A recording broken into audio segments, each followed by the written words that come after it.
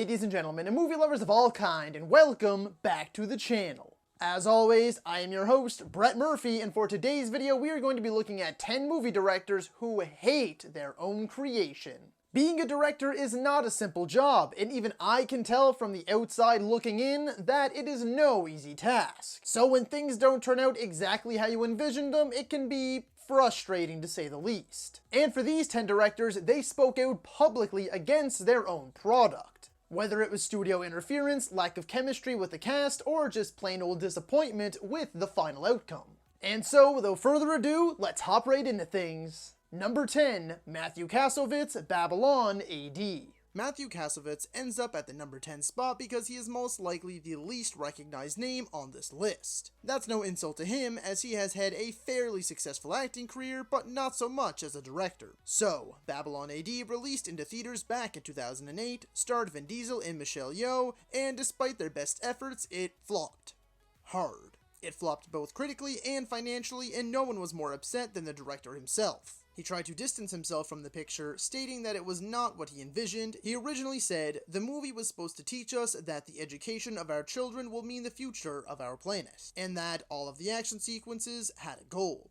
Instead, he says the movie ended up being pure violence and stupidity. Number 9, Tomas Alfredson, The Snowman. Tomas Alfredson is also another relatively unknown name on this list, having only directed 3 major pictures, but when 2 of those are the critically acclaimed Tinker Tailor Soldier Spy and Let the Right One In, you'd think that the third time around you'd be getting another hit. However, audiences were treated to, or should I say tortured through, The Snowman. Starring Michael Fassbender and Rebecca Ferguson and based off of a best-selling novel, the movie was sure to be a hit. But nope. In fact, it was the exact opposite. It barely made back its budget, and just about everyone hated it, including the director, who blamed the film's failure on a lack of time given for the film's shooting schedule, saying they weren't able to shoot about 10 to 15% of the script, and made the analogy of it being like trying to finish a jigsaw puzzle with missing pieces. Number 8, Alan Taylor, Thor: The Dark World.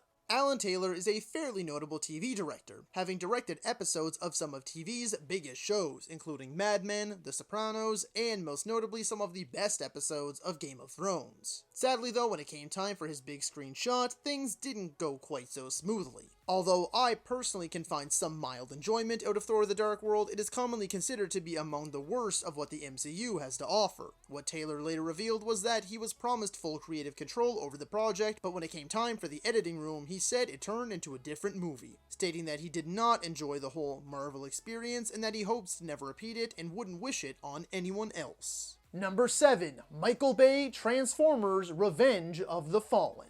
Yes, only Transformers: Revenge of the Fallen, despite Age of Extinction and The Last Knight existing. The sequel to the hit 2007 live-action adaptation of the popular children's TV series went over well both critically and at the box office. However, the same cannot be said for the reviews to this sequel. The movie was bashed to near death by critics and audiences alike, but as we all know, money talks, and we got 3 sequels anyway. Although Bay normally ignores the criticism and just rolls around in his heaps of cash, he actually seems to agree with them on Revenge of the Fallen, stating that when he looks back at it, it was crap, putting all the blame on the writer's strike that took place during the year of filming. Number 6, Alfred Hitchcock, Rope. Indeed, even legends have their gripes and nitpicks with their own works, and the master of suspense isn't omitted from that list. Despite Rope mostly receiving critical praise in typical Hitchcock fashion, he wasn't a fan of his work. Even though it is one of the most innovative and creative movies ever released, Hitchcock refers to it as nothing more than a stunt as well as a failed experiment,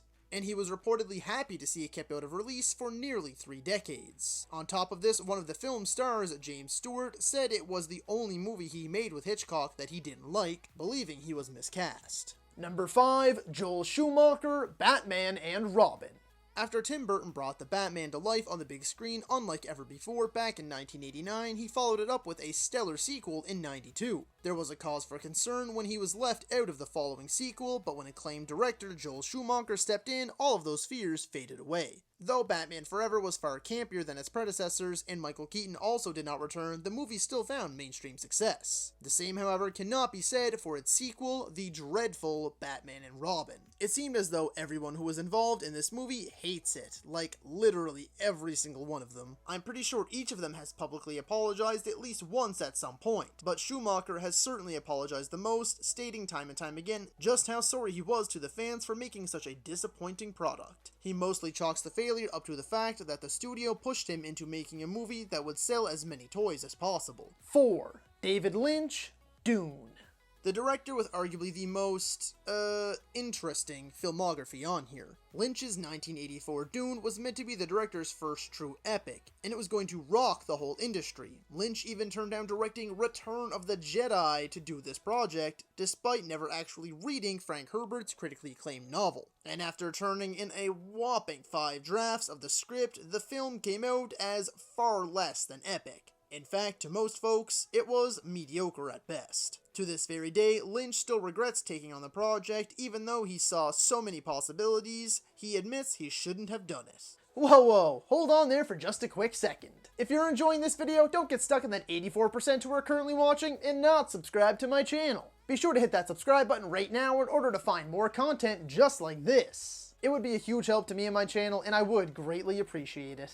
And don't forget to ring that little bell icon, that way you can be notified about all of my latest uploads. And now, back to the video. Number 3, Tony K, American History X. This is certainly the most notorious instance ever of a director publicly hating his own creation. Tony K has tried the absolute hardest to not only publicly disown the film, but to try and get people to not see it at all in the first place, and to have his name completely removed from it altogether. The studio disliked his original cut, so they re-edited it themselves, and that ended up being the released version.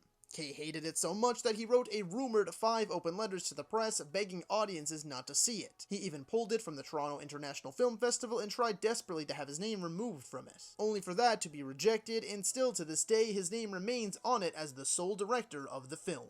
Landing that runner-up spot is Josh Trank for Fantastic Four.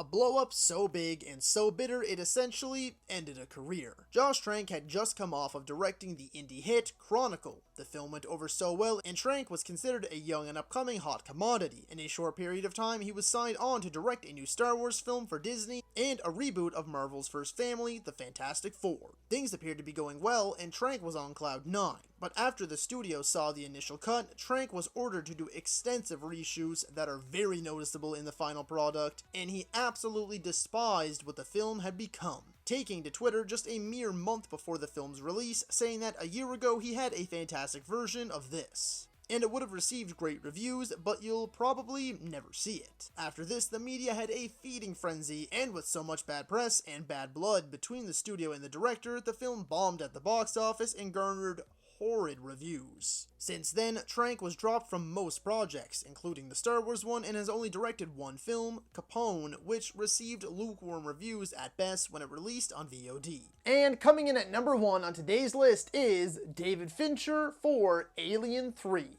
This is likely the most notable instance of a director disowning his own creation. David Fincher is now a living legend in the industry, easily one of the best working today, and this was his very first film, and it almost ended his illustrious career before it ever even began. Just like you've already heard time and time again on this list, the film was a mess. Daily script rewrites, complete tonal changes and shifts, millions of dollars worth of sets unused, and entire sequences cut and thrown away. The studio rejected Fincher's initial cut, ordered extensive reshoots, and then left him out of the editing room, which is what ended up being the disastrous theatrical cut.